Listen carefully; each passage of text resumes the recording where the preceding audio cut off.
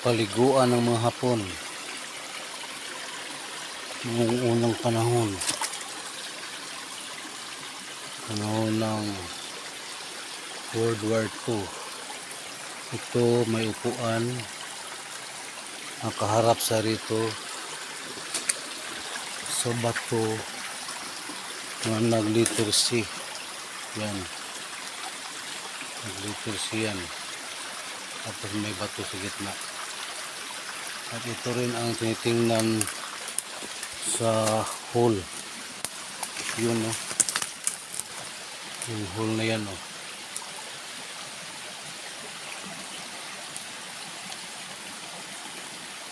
Yan, ito rin yung nakatingin.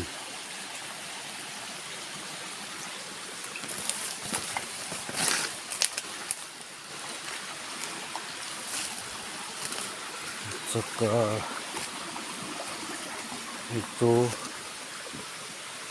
itong bato na may hole, yan ang indicator sa mapstone ito na letter Y.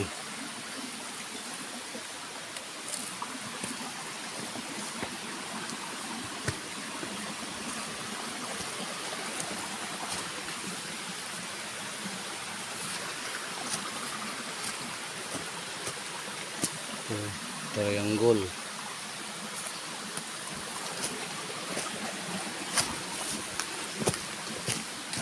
Dito na nagkukay.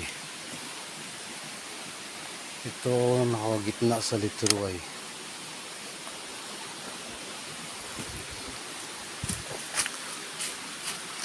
At saka ito dito rin ito nakuha sa tukoy na ito. Simento. May butas pa sa gitna. Yun, o. May butas sa gitna. Parang muhon yata to. Simentado siya. Simento. Ito yan nakuha.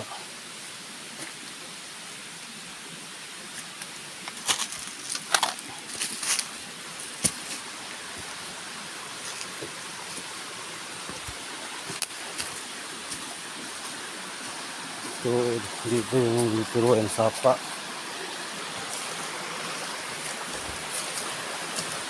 Ito, sapa. At saka dito sa kabila din. Yan. Ito ang pinaka-buhay niya. Yan o. At saka dito.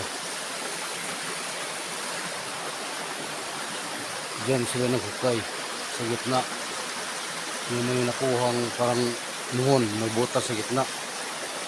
At saka yan, lumang balon. Yan, bandang kanan. At saka may lumang kahoy dito sa itaas. Century old tree.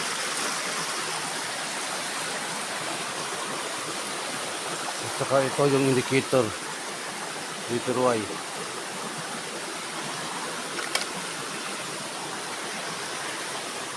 Itong letter Y na to, ito ang papahiwatig na dito sa nagbutas. Dito sa nagbutas, yan o. Yan. Dito sa nagbutas. Pero may dot dito. Maliit. Sa taas ng hinuhukayan nila, nandun yung bato na may bilog. Mula sa binatasan nila, mga 5 meters, nandun yung bato na may hole. At saka dito sa kabila naman yan, nandun yung turtle.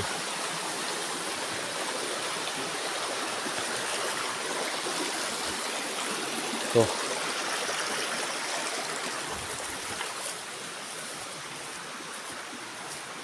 Nandito yung turtle. Yan o.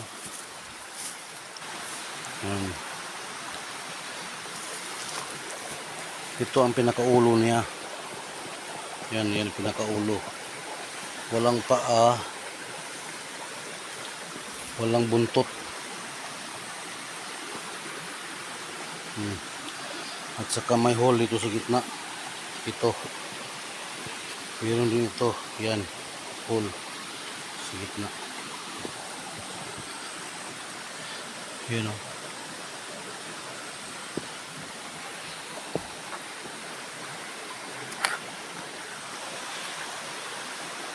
Itong ilog na to, may history ito sa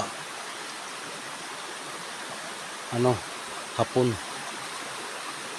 Dito nagtambay yung mga Hapon noong World War II.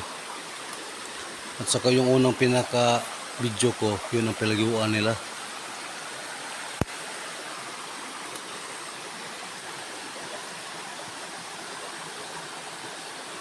Ayun o, doon sila naghukay. Yan, dyan sila naghukay sa gitna ng letter Y na sapa. Ito. Nandun banda yung lumang balon. Saka dito banda naman yung mga lumang punong kahoy. Saka yung sa taas may punong kawayan.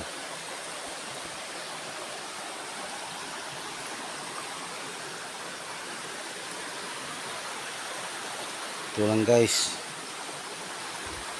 Maraming salamat sa panonood.